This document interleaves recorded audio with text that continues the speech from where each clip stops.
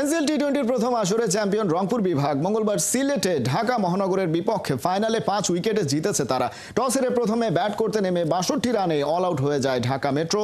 জবাবে প্রায় 10 ওভার বাকি থাকতে স্কোরবোর্ডে 65 রান তুলে ফেলে রংপুর। রিপোর্টে বিস্তারিত।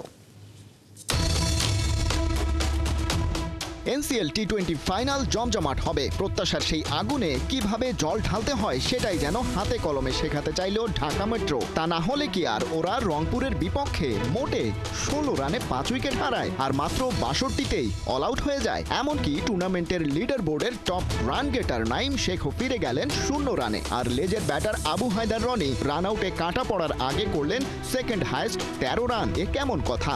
অথচ লিগ পর্বে টানা 7টি ম্যাচ জিতে কোয়ালিফায়ার্স রাউন্ডে খেলেছিল ঢাকা মেট্রো।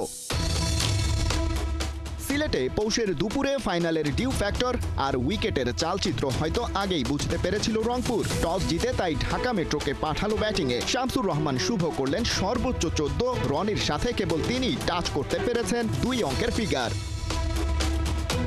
ঢাকা মহানগরের সাড়ে সর্বনাশটা করেছেন মূলত রংপুরের মুকিদুল মুগ্ধ আর আলাউদ্দিন বাবু মিলে। দুজনেই নিজেদের মধ্যে ভাগাভাগি করে নিয়েছেন 3টা করে উইকেট। রবিউল রিজওয়ান আর আরিফ শিকার করেছেন 1টা করে।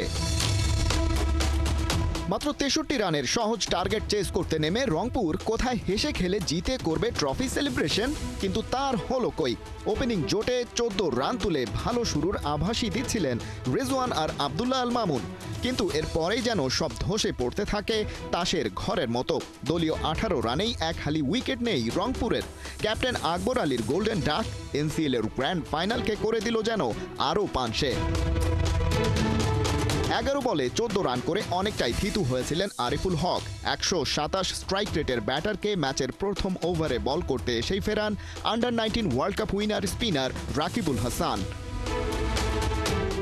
তবে বিপদ আর বাড়তে দেননি তানভীর হায়দার আর আনামুল হক আনাম। বুঝে শুনে খেলে ওই 5 উইকেট হাতে রেখেই এনসিএল টি-20 প্রথম আসরে চ্যাম্পিয়ন ট্রফিটা নিজেদের করে নেয় রংপুর বিভাগ। তবে প্রশ্ন থেকে যায়, এমন লো স্কোরিং ম্যাচের প্রভাব বিপিএলেও থাকবে না তো?